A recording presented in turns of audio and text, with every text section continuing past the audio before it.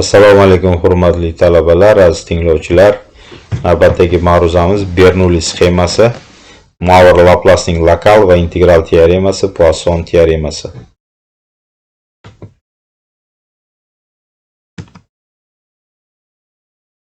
Darsimizning rejasi. Xo'p, biz yuqorida bog'liqmas sinovlar ketma-ketligini ko'rgan edik. Xo'p, takrorlanadigan sinovlardan har birining u yoki bu natijasining ehtimolligi boshqa sinovlarda qanday natijalar bo'lganligiga bog'liq bo'lmasa, ular bog'liq emas sinovlar ketma-ketligi deyiladi. Xo'p, masalan, o'yin sohasini n marta tashlaganda 1 dan 6 gacha raqam tushishligi har bir sinovda 1/6 ni tashkil etadi, ya'ni avvalgi natijalarga bog'liq emas. Yoki lotereyada chiptalar sotib oldik. Har bir lotereyaning chipta uchun yutuq chiqish ehtimoli doimiy miqdor, ya'ni avvalgisiga yoki keyingi natijaga ta'siri yo'q. Tanga n marta tashlandi, har bir sinovda ger yoki raqam tushishi 1/2 ehtimollikka teng, oldingi yoki keyingi natijalarga ta'siri yo'q. Shu uchun bu hodisalar bog'liq emas sinovlar ketma-ketligi deyiladi. Xo'p, endi Bernoulli sxemasini bayon qilamiz. Erklik sinovlar ketma-ketligi ularning har biri A hodisaning muvaffaqiyat, ya'ni doimiy P ehtimollik bilan sodir bo'lish ehtimoli yoki Q, ya'ni 1 - P ehtimollik bilan A hodisaning sodir bo'lmaslik muvaffaqiyatsizlik, ya'ni ehtimoli Bernoulli demak sinovlar yoki Bernoulli sxemasi deyiladi. Bernoulli bu shvetsariyalik matematik Yakob Bernoulli 1654-1705-yillarda yashagan. Xo'p, uning sharafiga qo'yilgan mana quyidagi formulalar tushuntiriladi. Demak, quyidagi masalani qaraylik. Bir xil sharoitda o'tkazilgan n-ta bog'liq emas sinovning har birida A hodisaning ro'y berish ehtimoli P bo'lsin. Uning bu n-ta sinovda rosa m marta ro'y berish ehtimolini topish talab qilinsin. Unda demak qanday bo'ladi? N marta ro'y bergandan m tasining ro'y berishi, m marta rosa m marta ro'y berishi endi juda katta sonlar bo'lishi mumkin. Qisqa qilib 3 ni ko'ramiz, ya'ni 3 ta sinov va A hodisa ro'y berish 2 marta bo'lsin. Demak, uni ko'rib chiqamiz. Bu yerda demak boshida 2 marta ro'y berib, 3-sida ro'y bermaydi, yoki o'rtada ro'y beradi, yoki boshida ro'y berish ehtimolliklari ko'riladi. Demak, shu hodisalar yig'indisi quyidagicha hisoblanadi. Endi bu ko'rishingiz mumkin. 3 ta va 2 ta sanoqli bo'lganda demak shunaqa ifodalar bilan topiladi. Lekin n-ta va m-ta degan talabni qo'yadigan bo'lsak, bu sxema quyidagi formula bilan aniqlanar ekan. Quyidagi formula Bernoulli formulasi deyiladi va bu kombinatorikadagi guruhlash va P ning m marta rosa, demak n-ta tajribada rosa m marta ro'y berish ehtimoli quyidagi formula bilan aniqlandi. Bu yerda Q 1 - P ni anglatadi. Xo'p, yoki mana bu yerda mana o'sha formulalar. N bu yerda sinovlar ketma-ketliklar soni, ya'ni P har bir sinovda A hodisaning ro'y berish ehtimoli, Q uning ro'y bermaslik ehtimoli. M bizda so'ralayotgan n-ta tajribadan rosa m marta o'sha hodisaning ro'y berish ehtimoli quyidagi formula bilan aniqlanar ekan. Bu Bernoulli sxemasi yoki Bernoulli formulasi deyiladi. Masala keltirilgan. Elektr energiyasi ishlatilganda hajmi 1 sutka davomida belgilangan normadan oshmasligi ehtimoli 0,75. Yaqin 6 sutkada ichida elektr energiyasining ishlatilish hajmi 4 sutka davomida normadan oshmasligi ehtimolini topish so'ralyapti. Demak, bu yerda 6/4 bo'ladi. 6 ta tajribadan 4 marta rosa quyidagi formula bilan topilgan. Keyingisi, 2 teng kuchli shaxmatchi shaxmat o'ynamoqda qaysi hodisaning ehtimoli ko'proqligi so'ralyapti. 4 o'yindan 2 tasida g'alaba qozonishmi yoki 6 tadan 3 tadami? Demak, yutmaslik teng kuchli bo'lganligi uchun ehtimolliklari P 1/2 bo'ladi. Q natijada 1 - 1/2 ga teng bo'ladi. Demak, n'imiz 4, m'imiz 2 hisoblab ko'rdik. 3/8. Ikkinchi holatni hisoblab ko'ryapmiz. 5 taqsim 16 bo'lyapti. 2 ga ko'paytirib tekshirsak 6 taqsim 16, 5 taqsim 16. Demak, birinchi hodisaning ro'y berish ehtimoli ikkinchi hodisaning ro'y berish ehtimolligidan kattaroq ekan. Navbatdagi masala ham shunga o'xshash. Demak, tuxum inkubatorda demak o'rganish shuni ko'rsatibdiki, demak, jo'jalar inkubatorda joylashtirilgan tuxumlarning o'rtacha 70% chiqar ekan. Inkubatorda joylashtirilgan tuxumlarning umumiy sonida 6 ta tasodifiy tanlab olindi va belgilab qo'yildi. Belgilangan tuxumlardan quyidagi jo'jalarning chiqish ehtimoli so'ralgan. Demak, 3 ta jo'jadan kam. Demak, yuqorida biz rosa 3 ta dedik-ku, masalan, 6 tadan. Endi 3 tadan kam desa nima bo'ladi? 3 tadan ortiq desa nima bo'ladi? Kamida 3 ta desa nima bo'ladi? 3 tadan ko'p bo'lmagan desa qanaqa topiladi? Demak, mana shu hodisalarning ehtimolliklarini biz hisoblab chiqamiz. Xo'p, demak, yuqorida aytayotgan tushunchalarimiz, masalan, 3 tadan kam chiqadi degan hodisalar qaysi hodisalardir? 0 ta chiqadi yoki 1 ta chiqadi yoki 2 ta chiqadi hodisalar. Mana shu hodisalar yig'indisi demak mana shu qiymatni beradi. 3 tadan ortiq degani 4 ta yoki 5 ta yoki 6 ta bo'lib chiqadi. Ya'ni yoki so'zi bor. Demak, biz sizlar bilan oldingi darslarimizda qo'shish teoremalarni ko'rgan edik. Birgalikda bo'lmagan hodisalarning qo'shish teoremasiga muvofiq bu hodisalar, har bir aytilayotgan hodisalar Bernoulli sxemasi bo'yicha qo'shib chiqiladi. Endi navbatdagi masala ham shunga o'xshash. Bir zanjirda ikkita lampochka parallel ravishda ulangan. Zanjirdagi kuchlanishning nominal qiymati biroz oshishi bilan faqat bitta lampochkaning kuyish ehtimoli 0.18 ga teng. Agar bu ehtimol 0.7 dan oshib bir-biriga teng ekanligi ma'lum bo'lsa, bu lampochkalarning har birining kuyish ehtimolligi so'ralyapti. Demak, sinovlar soni 2 ta, bu yerda 2 tadan bittasining kuyishligi 0.18 shart bo'yicha va keyingisi nima bo'lyapti? Shu 2 tadan bittasining kuyishligi ehtimoli so'ralyapti. P09 va 07 bu yerda o'rniga qo'yishlar orqali mana quyidagi ifodani topdik. Keyingi masalamiz ham shunga o'xshash. Endi hodisaning sodir bo'lishining eng ehtimolli sonini ko'rib chiqamiz sizlar bilan.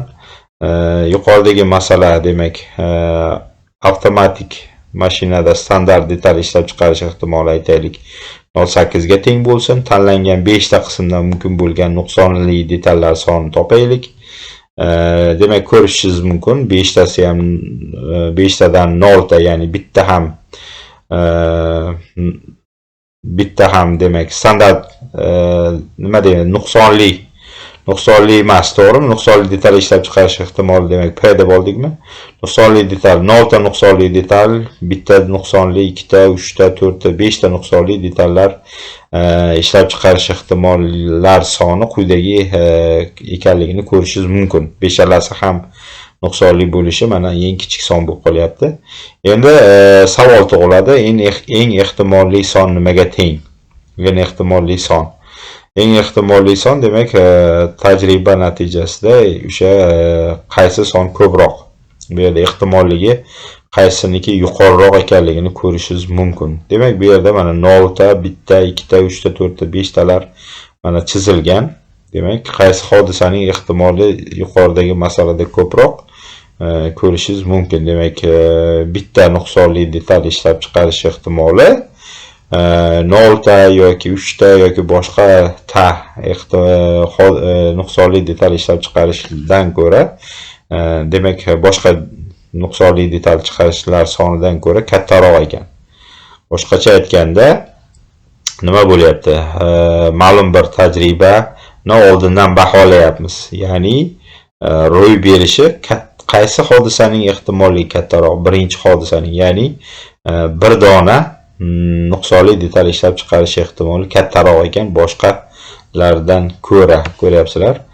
Endi aytishingiz mumkin, bu yerda har bir hodisaning ehtimoli ko'paytirilib mana shunaqa hisoblanadimi Bernoulli sxemasiga ko'ra deb.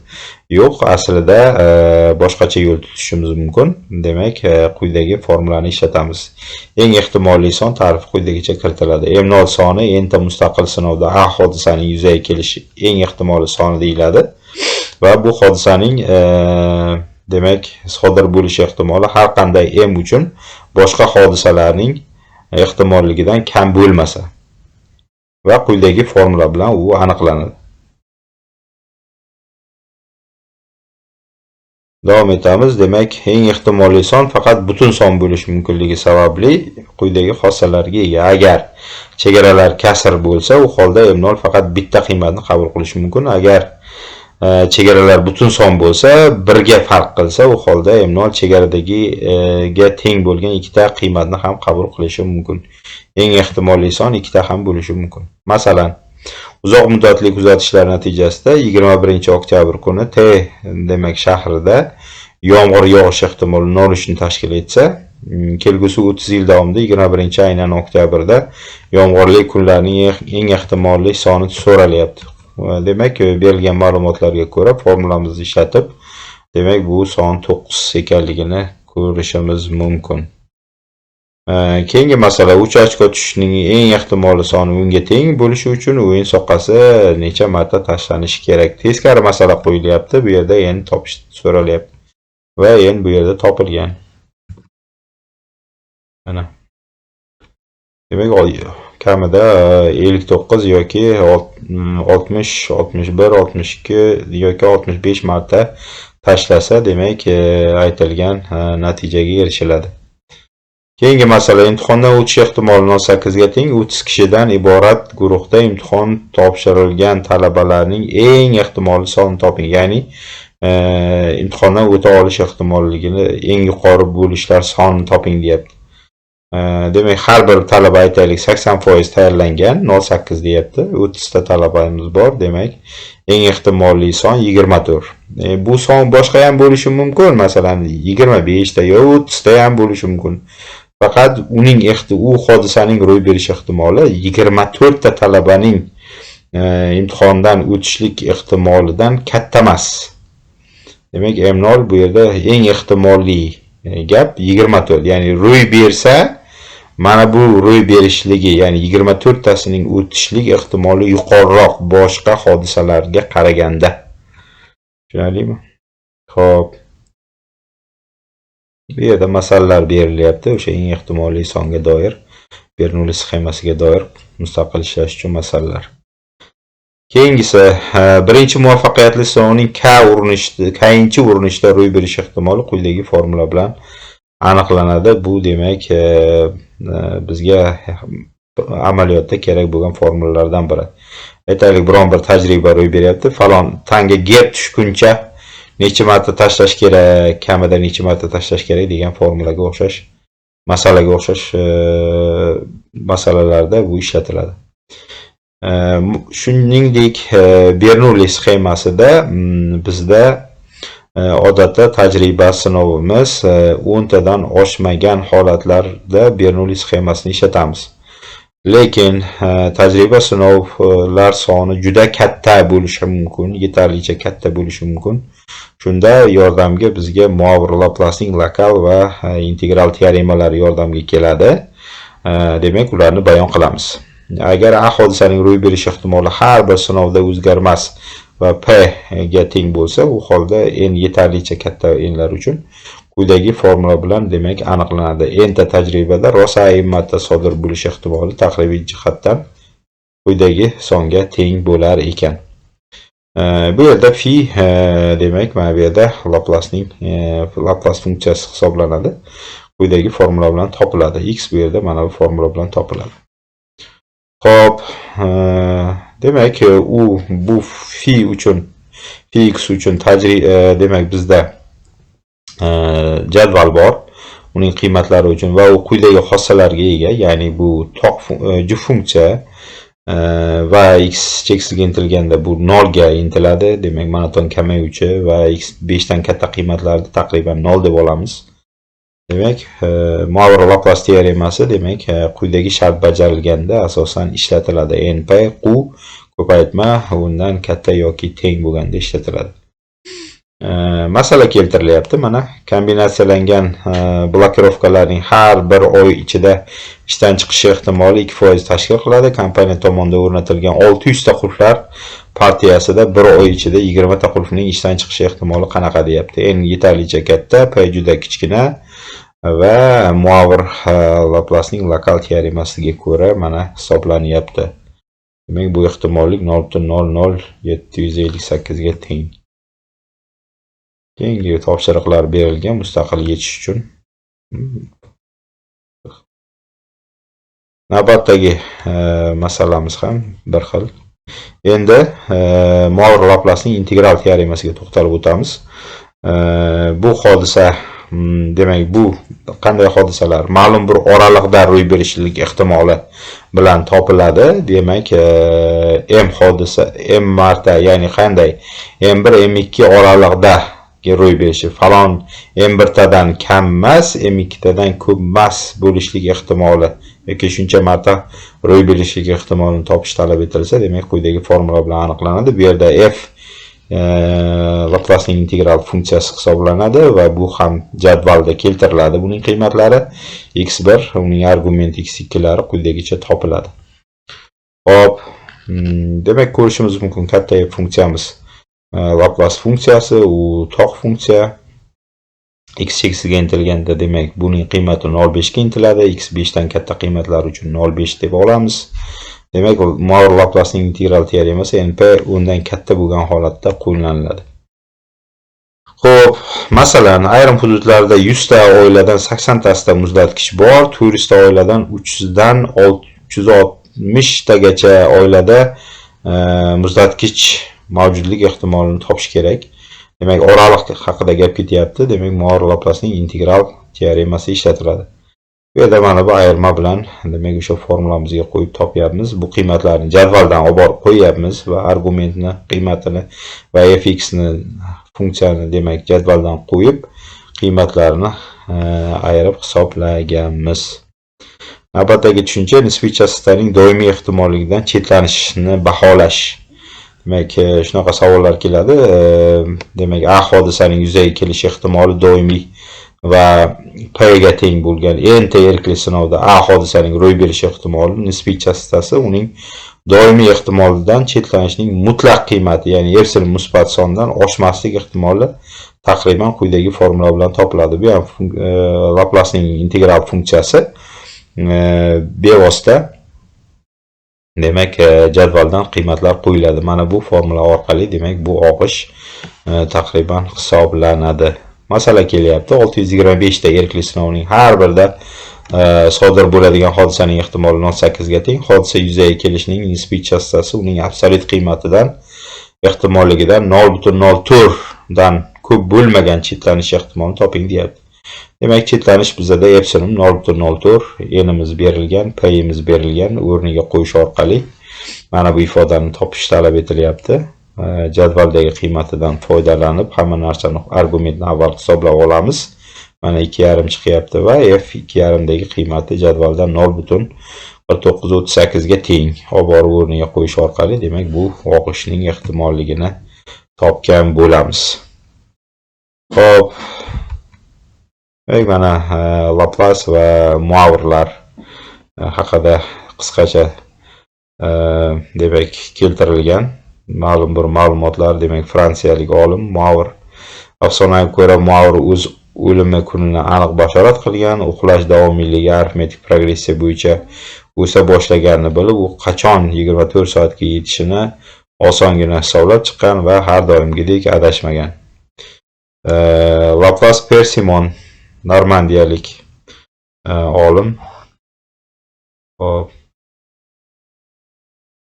endi Poisson formulasiga to'xtalib o'tamiz. Bu yerda bu ham Bernoulli sxemasiga oid 3-tushuncha. N'imiz yetarlicha katta bo'lib, P'imiz ehtimolligi ro'y berishi yetarlicha kichik bo'lganda, ya'ni NP ko'paytma 10 dan kichik yoki teng bo'lganda Poisson formulasini, demak, biz qo'llaymiz. Poisson formulasi quyidagicha: Pnm lambda m faktorial y darajasida minus lambda bilan hisoblanadi. Lambda bu yerda n ko'paytirilgan p ga teng. Demak, mana shu formulalar orqali masalalar ishlanadi. Masalan, fakultetda 1825 ta nafar talaba tahsil oladi. 1-sentyabr fakultetda bir vaqtning o'zida 4 nafar talabaning tug'ilgan kun bo'lish ehtimoli qanday? Mana n juda katta, p-imiz juda kichkina, 1/365.